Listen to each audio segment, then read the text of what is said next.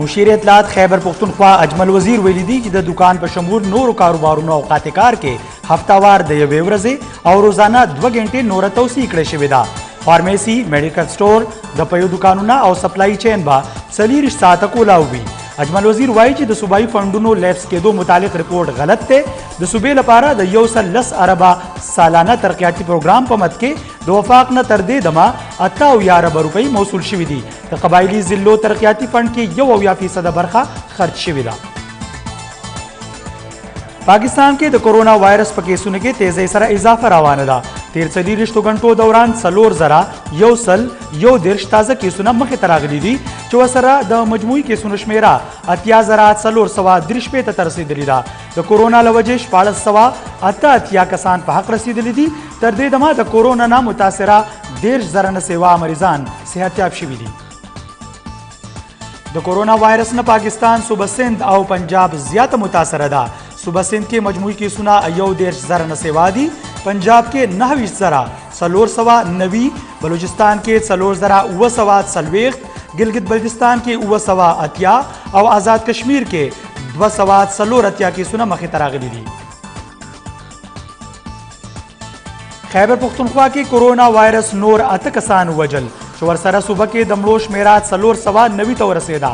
محکمه صحت مطابق صوبه کې 412 تازه کیسونه مخې ته راغلي دي چې ورسره د کیسونو مجموعي شمیره 10,899 ته رسېدلې ده. خیبر پختونخوا کې په مجموعي توګه د کورونا 3,000 نه سیوا مریضان صحتیاب شوي دي. صوبه سندھ کې د نن نه پبلک ترانسپورټ کولاو شو. د کراچۍ او حیدرآباد په سړکونو یو ځل بیا بسونو، کوچونو او نور مسافر گاډو خپل سفر شروع کړی دی. وزیر ترانسپورټ سندھ اویس شاه مسافر گاډو مالکانو او ډرایورانو ته خبرداری ورکړې که چېرې حکومتي SOPs باندې عمل درآمد ونه کړی شو نو سرکار مجبوراً ترانسپورټ دوباره بندولی شي.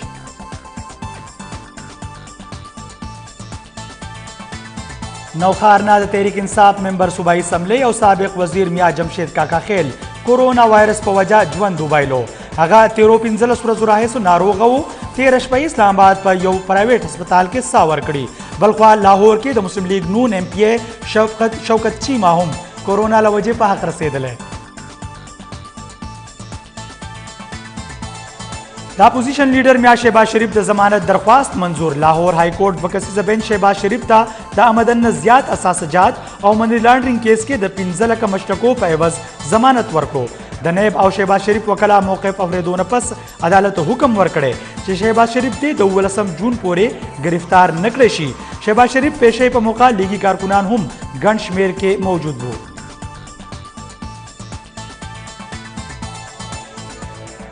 وزیر اعظم عمران خان د پېټرولو په نرخ کې د کمی باوجود د روزانه استعمال څیزونو قیمت نه کمیدو نوټس اخیستی او ویلي دي چې د پېټرولیم مصنوعاتو قیمتونو کې د کمی د ولس ته فایده ورسولی شي. وزیر اعظم په واړه وزرای اعلی او چیف سکرټرانو د غنمو د قیمتونو نگراني کولو هم غږ کړی دی. فواد چودھری یو ځل بیا د پارلمان اجلاس مخالفت کړی. وایي چې ځینې اراکین پارلمان د براه راست اجلاس نه پس کورونا کې اخته شوي وو. په یوه هفته کې وایرس یو صوبایي وزیر په شمول 4 اراکین اسمبلی ووژل. داسې حال کې پکار ده چې ورچوئل اجلاس راوبللی شي. 10 جون پورې به 100,000 پاکستانیان ملک ته واپس راوستلی شي. د مشیر قومي سلامتي موحید یوسف بیان وایي چې کوم مسافر ملک ته واپس راځي هغوی به د ټیسټ نه پس کور ته لیږلی شي. دغه مسافر به په ټریک اینډ ټریس سیسټم کې شامل وي. ټیسټ پازیټیو راتلو باندې به مسافرو ته د ځان آیسولیټ کولو هدایت ورکولی شي. سپریم کورټ د BRT منصوبې تحقیقاتو متعلق جاری شوي سټے آرډر کې نوره توسیع وکړه. حکم امتناعي کې توسیع نه پس FIA د منصوبې تحقیقات نه منع کړی شو. د کیس سماعت په موقع جسټس عمر عطا بندیال ویلي چې موږ به منصوبه کې د شفافیت معامله ګورو. داسې خو نه ده چې پښتونخوا حکومت په نامکمل منصوبې په ارباو روپۍ خرچ کړي. د ملک په مختلفو برخو کې نن هم پېټرول نایاب. خلق د پېټرولو په تکل کې سرګردانه ګرځي. پېټرول پمپونو باندې د پېټرول دستیاب نه بینرې لګېدلې دي. پېټرول ارزانېدل د خلکو لپاره د فایدې په ځای الټا د مشکلاتو سبب جوړ شوی. امریکا کې د جارج فلوید وژنې نه پس جاري احتجاجونه نور هم پراخه شوي. هیوستن کې بزرګانو خلکو مظاهره کړې. دغه احتجاج کې د وژل شوي فلایډ لواحقینو هم شرکت کړی. نیویارک او واشنگټن ډي سي کې د کرفیو باوجود خلک په سړکونو راوتلي. د سیافام شهریانو سره د امتیازي سلوک غندنه کړې. او کورونا وایرس لوجې ټوله دنیا کې 4 لکه او 15 زره نه سیوا کسان ناروغ دي. مختلف ملکونو کې وایرس لوجې 3 لکه 2 زره مریضان په حق رسیدل دي. سپین کې پړومبي ځل 40 غنټو کې هیڅ یو تازه مرګ نه دی ریپورټ شوی. گاونډي ملک بھارت کې د مریضانو شمیره 2 لکه او 7 زره ته رسیدلې ده.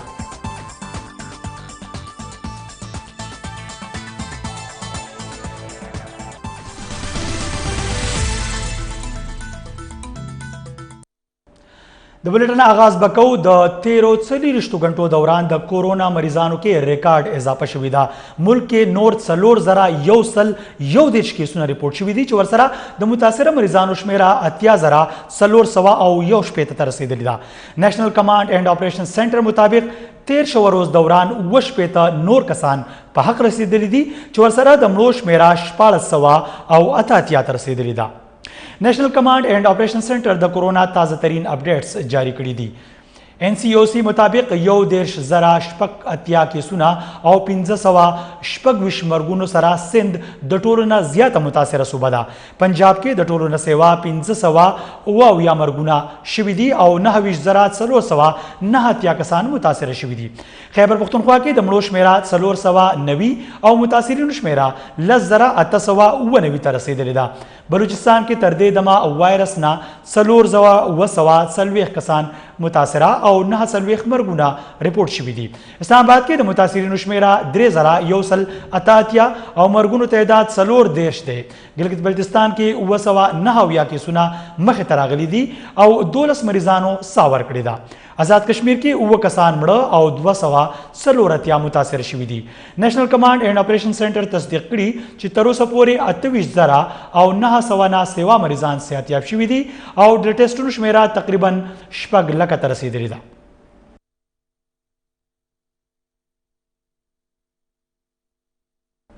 د پی ټی آی ایم پی ای میاں جمشید الدین کاکا خیل د کورونا وایرس له وجې په حق رسیدلی دی. د پی ټی آی رهنما کورونا ټیسټ پازیټیو راغلی و او د تیرو 2 هفتو راهیسې بیمار و. د پی ټی آی غړی او د خیبر پختونخوا اسمبلی ممبر میاں جمشید کاکا خیل د کورونا وایرس له وجې په حق رسیدلی دی. میاں جمشید د تیرو 14 ورځو راهیسې بیمار و او سرخار اسلام آباد په یو نجی هسپتال کې ساه ورکړې ده. د پی ټی آی رهنما جنازه به مازدیګر 6 بجې د نوخار په کاکا خیل زیارت کې ادا کیږي. میاں جمشید اوسنی الیکشن کې د پی ټی آی په ټیکټ د پی کې درش پیتم نوخار نه منتخب شوی و او د پی ټی آی په 13 حکومت کې وزیر برای ایکسایز اینڈ ټیکسیشن هم پاتې شوی و. وزیر اعلیٰ خیبر پختونخوا محمود خان، اسپیکر قومی اسمبلی اسد قیصر او صوبائی وزیر محنت شوکت یوسفزئی د ایم پی ای جمشید الدین کاکا خیل په مرګ د افسوس اظهار کړی دی او د هغه د درجاتو بلندۍ لپاره دعاګانې کړي دي. درې واړو مشرانو د پسماندګانو سره غمرازي هم ښکاره کړې ده. د خیبر پختونخوا وزیر اعلیٰ محمود خان ویلي دي چې جمشید الدین کاکا خیل خپله یو ډیر پوهه سیاستدان او مخلص انسان و. د هغه په مرګ راته ډیر افسوس شوی دی. محمود خان د جمشید الدین کاکا خیل درجاتو بلندۍ لپاره دعا کړې ده او د هغه کورنۍ سره غمرازي هم کړې ده. د قومي اسمبلی سپیکر اسد قیصر هم د جمشید الدین کاکا خیل په انتقال د خفګان اظهار کړی دی او له واحقینو سره د خواخوږۍ ښکارونه کړې ده.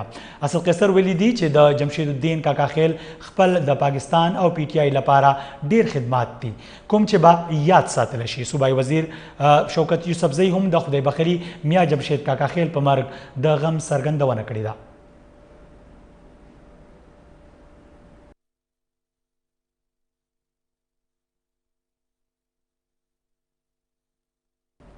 وفاقی وزیر اطلاعات شبلی فراز د کورونا وایرس له وجې د مسلم لیگ نون، تحریک انصاف او پیپلز پارټۍ صوبایي اسمبلی غړو په مرګ خفګان ظاهر کړی دی او ویلي دي که چېرې ولس د حکومتي ایس او پیز باندې عمل نه کوي نو بیا به مجبوره شو چې لاک ډاؤن کې سختی وکړو.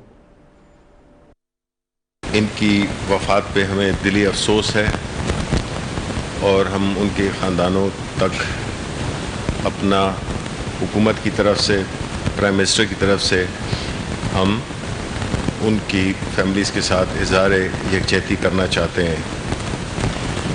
دیکھیں، جو کرونا کا جو کرائسس ہے، کہ جو وبا ہے، ہم نے یہ دیکھا ہے کہ ان دنوں میں اس کی شدت میں اضافہ ہوا ہے۔ ہماری حکومت نے روز اول سے اس بارے میں بہت ہی کلیئر تھی کہ ہم نے اس طبقے کا خیال رکھنا ہے، اس سیگمنٹ آف سوسائٹی کا خیال رکھنا ہے جس کے بارے میں کبھی بھی حکومتی لیول پہ آواز نہیں اٹھائی گئی تھی، اور یہ وہ طبقہ ہے جو کہ معاشی طور پہ کمزور طبقہ ہے۔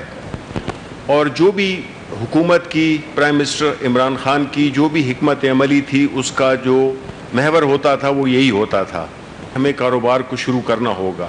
کاروبار کے لیے ایک مرحلہ وار اوپننگ ہوئی اور ہم نے لاک ڈاؤن کو نرم کیا، جس کی وجہ سے معیشت کا پہیہ کچھ چلنے لگا۔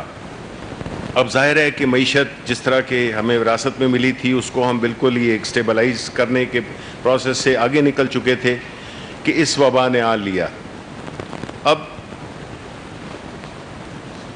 جو سچویشن تھی وہ یہ تھی کہ ہم کس طرح سے کاروبار کو کھولیں۔ اس کے ساتھ ساتھ اس کا جو دوسرا طریقہ تھا وہ تھا، اسی کی جو کنڈیشن تھی وہ یہی تھی کہ اس کے لیے کوئی ایک ضابطۂ اخلاق بنایا گیا، جس کو ہم SOPs بھی کہتے ہیں۔ اس کا مقصد یہی تھا کہ دونوں چیزیں چلتی رہیں، کہ جانوں کا تحفظ بھی ہو اور ساتھ ساتھ میں معیشت بھی چلے۔ لیکن ہم نے دیکھا، اور آپ سب نے دیکھا، کہ جو SOPs تھے یا جو ضابطۂ اخلاق تھا اس کو بالکل فالو نہیں کیا گیا، اکثریت نے فالو نہیں کیا۔ لیکن اب حکومت، ظاہر ہے کہ جس طرح ہم نے کہا کہ ہم روزمرہ کی بنیاد پہ، اور ہم نے جو اس کا جو انالیسس کیا ہوا تھا اور جو ہماری حکمت عملی تھی، اللہ تعالیٰ کے فضل سے اس سے بہت کم لوگ، وفات بھی ان کی کم ہوئی، کم لوگوں کی ہوئی، اور جو متاثر ہوئے وہ بھی کم ہوئے۔ ہمارے تخمینے سے ابھی بھی بہت کم ہیں، کیونکہ ہم اس کو بڑے آرگنائز اور بڑے پلان طریقے سے اس کو ہم دیکھ رہے ہیں۔ تو میری یہ آپ عوام سے اپیل ہے کہ ابھی بھی وقت ہے کہ وہ بڑے اسٹرکٹ طریقے سے اس ضابطۂ اخلاق پہ توجہ دیں، اس پہ عمل کریں، ورنہ حکومت مجبور ہو جائے گی کہ اس لاک ڈاؤن کو پھر سخت کرے۔ یوڑا شاندما بیا نور خبرنا پانه هفته کې به شل زره نور پاکستانیان ملک ته واپس راوستل شي۔ ډاکټر موحد یوسف لخوا جاری شوي بیان کې ویلي شوي دي چې د وزیر اعظم عمران خان په هدایاتو بهر ملکونو نه راتلونکي پاکستانیانو شمیره کې اضافه روانه ده۔ بیان تر مخه 10 جون پورې به شل زره پاکستانی مسافر وطن ته واپس راوستل شي او په ایرپورټونو د مسافرو د ټیسټونو عمل کې هم تیزی راوستل شوي ده۔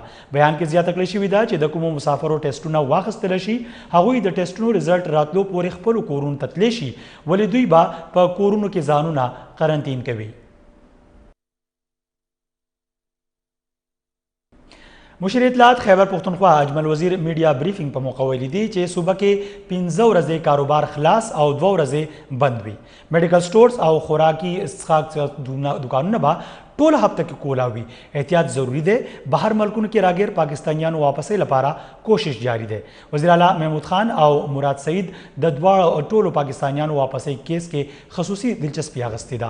اپوزیشن دروغ وایي چې صوبایي حکومت نه فنڈ لیپس شوي دي۔ SOPs پہ عمل درآمد ہوگا تو وہ جو ہے آگے ہم مزید نرمیاں کریں گے، لیکن اگر SOPs پہ عمل درآمد نہیں ہوگا تو یہ کرسٹل کلیئر بات ہے کہ پھر ہم اس جگہ پہ جہاں پہ SOPs کے وائلیشن ہوگی وہاں پہ ہم ایکشن لیں گے، وہاں پہ اسی وقت اس کاروبار کو ہم بند کریں گے۔ یہ جو ہمارا بجٹ ہے، میں نے دیکھا کہ اپوزیشن کے لوگوں نے یہ کہا تھا کہ جی 71% لیپس ہو گیا، تو یہ بالکل جو ہے وہ تھا، اس کو کلیئر کرنا بڑا ضروری تھا۔ تو یہ جو لیپس کی بات ہے یہ بالکل غلط ہے۔ جو ہمارے اوورسیز ہے، جو UAE اسٹیٹس میں ہیں، گلف اسٹیٹ میں ہیں اور سعودی عرب میں جو ہے، جس طرح ہمارے چیف منسٹر صاحب نے پرسنلی اس کو خود وہ مانیٹر کر رہے ہیں۔ انشاءاللہ تعالی میں خیبر پختونخوا کی حکومت ہم نے تمام انتظامات اس حوالے سے مکمل کیے ہوئے ہیں، اور جو ڈیڈ باڈیز ہیں ہمارے اس میں اس کے لیے بھی جاز وہ بھی آگے ہیں، آ رہے ہیں۔ کل وزیر اعلیٰ صاحب نے بھی اپنے پریس ٹاک میں کہا ہے، وزیر اعلیٰ صاحب نے خود وزیر اعظم سے بات کی ہے، اس میں ہمارے وفاقی وزیر مراد سعید صاحب کا میں ذکر ضرور کروں گا، اس کا بھی بڑا امپورٹنٹ رول رہا ہے کہ اس حوالے سے تو خیبر پختونخوا حکومت اپنے جتنے بھی ہمارے وہ ہے بھائی ہیں جو اوورسیز ہیں، جو محنت مزدوری کرتے ہیں، اس کو انشاءاللہ تعالی ہم اپنے ملک لے کر آئیں گے۔ پیښور کې چیمبر اف کامرس او تاجرانو تنظیمونو د حکومت نه غوښتنه کړې ده چې لاک ډاون دې په مکمله توګه ختم کړي او ټول کاروبارونه دې کولاو کړی شي، ولې چې د تیرو 3 میاشتو نه ځایي تاجرانو ته ډیر نقصان شوی دی۔ د رشید افاق رپورټ۔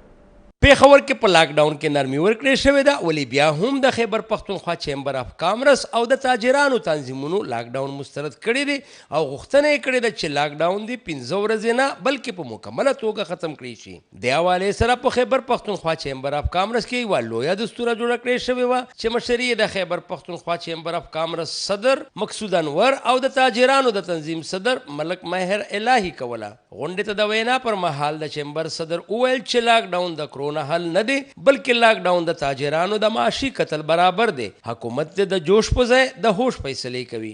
شروع میں تو یہ نہ سمجھ ہونے کی وجہ سے لاک ڈاؤن کا فیصلہ کیا گیا، چائنا میں بھی کیا گیا، امریکہ میں بھی کیا، بڑے ملکوں میں بھی کیا، ہندوستان میں بھی کیا گیا، یہاں بھی کیا گیا۔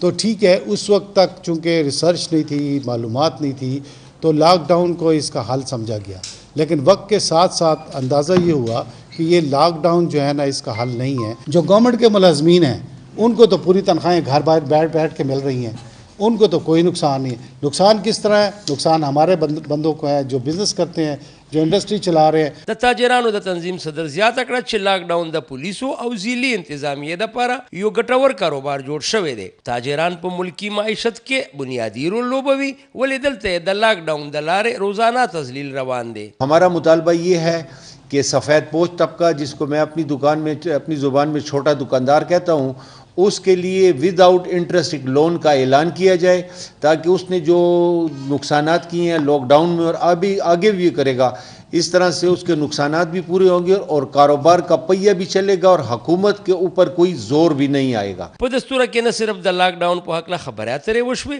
بلکې حکومت ته ډېر ګټور تجاویز هم وړاندې کړې شول۔ د کیمرامین وقار احمد سره رشید افاق، خیبر نیوز، پیښور۔ لاک ډاون کې د نرمۍ نه وروسته خو پیښور کې کاروبارونه بحال شوي دي، خو د دې باوجود هم دکانداران د لاک ډاون په وخت خپل کاروبار په نوو طریقو جاری ساتي۔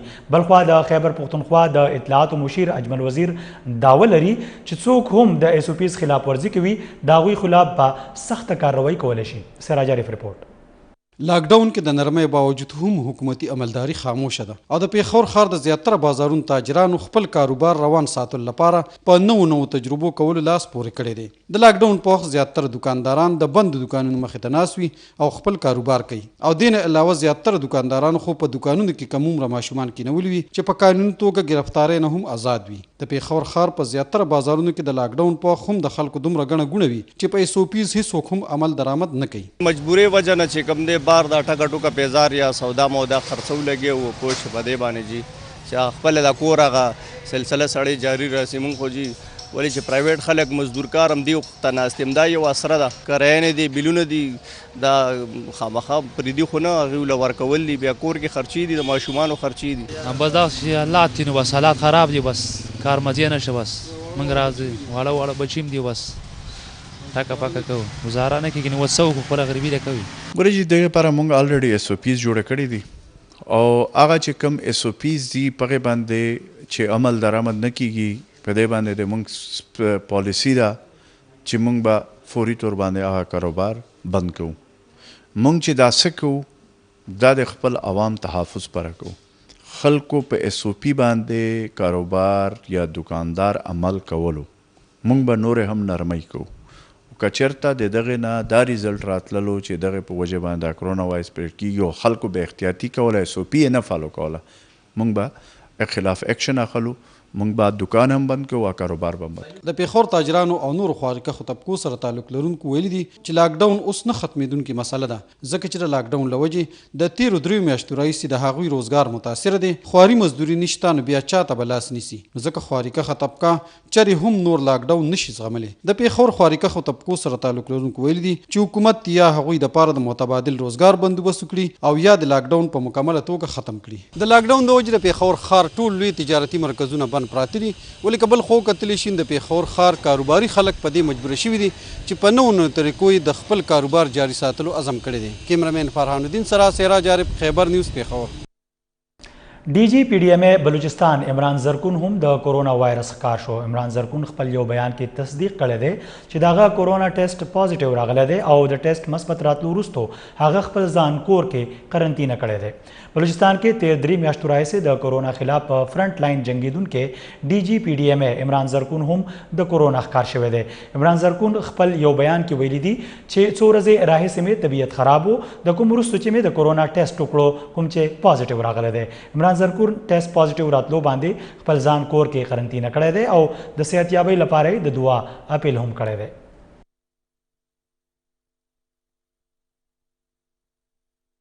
وفاقی وزیر فواد چودھری د ارکان پارلیمنٹ کورونا کې مبتلا کېدو لوجې پارلیمان اجلاس غیر ضروری ګرځولی دی او وایي چې پارلیمنٹ سیشن نه پس ګڼ شمېر ارکان د کورونا ښکار شوي دي. فواد چودھری د ارکان پارلیمنٹ کورونا کې مبتلا کېدو متعلق بیان جاری کړی دی. ویلي دي چې یوه هفته کې کورونا وایرس لوجې یو صوبایي وزیر په شمول 4 د اسمبلی اراکین په حق رسیدلی دي او 18 د ژوند لپاره جدوجہد کوي. فواد چودھری د ارکان پارلیمنٹ کورونا کې مبتلا کېدو وجہ د پارلیمنٹ اجلاس ګرځولی دی. ویلي دي چې د پارلیمنٹ براه راست اجلاس نتایج مخې ته راتلل شروع شوي دي. اجلاس نه پس ګڼ شمېر ارکان د کورونا ښکار شوي دي. وفاقي وزیر فواد چودھری مشوره ورکړې ده چې موږ ته د احتیاط نه دي پرېښودل پکار او د پارلیمان براه راست اجلاس په ځای ورچوال اجلاس رابلل پکار دي. پرایویټ سکولونو او سند حکومت ترمنځ د سکولونو پرانستلو مسله سنګینه شوې ده. پرایویټ سکولونو د احتجاج دمکی هم ورکړې ده. د نعمت زاده رپورټ. لاک ډاون کې نرمي، تاجرانو مسلسل مطالبو وروستو کاروبار پرانستلو، ټرانسپورټرانو ته اجازه ورکولو او په لاک ډاون کې نرمۍ وروستو سند حکومت او پرایویټ سکولونو ترمنځ د سکولونو پرانستلو مسله هم سنګینه شوې ده.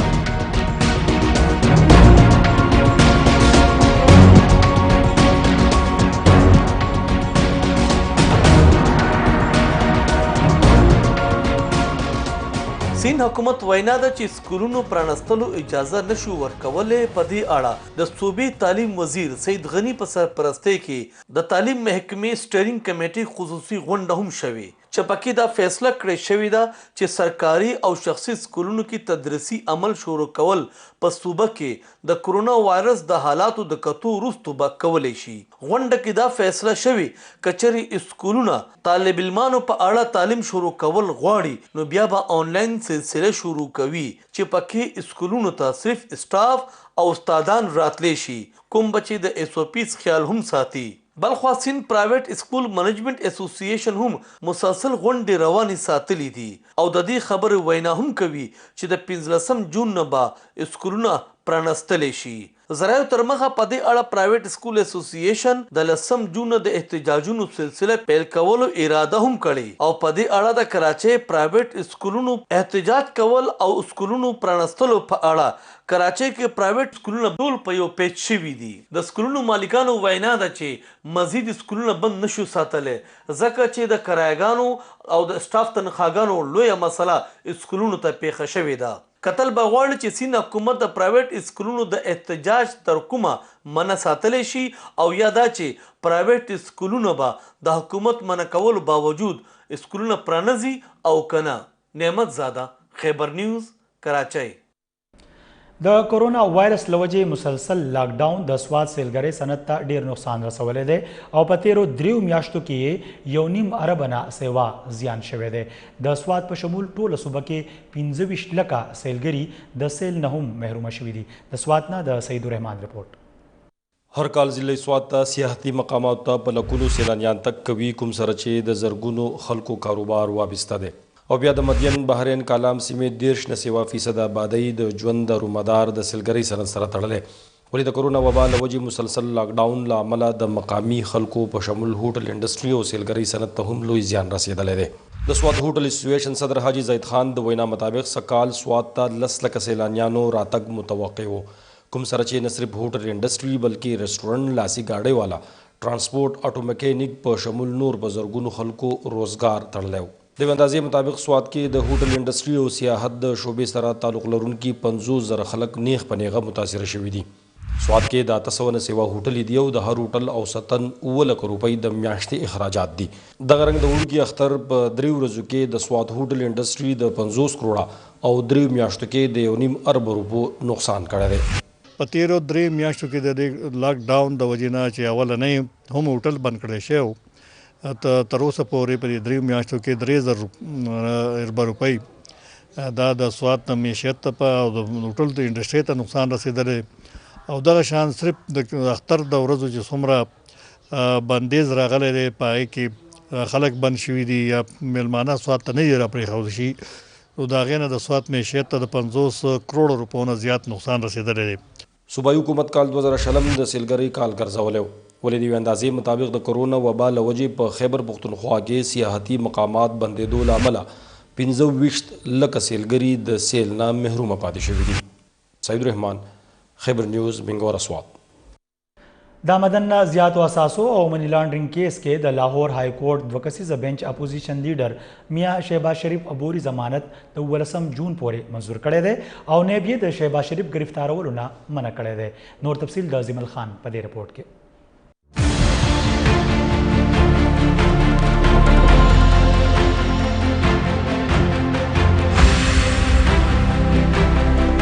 لاہور ہائی کورٹ 2 کسیزہ بینچ د مسلم لیگ نون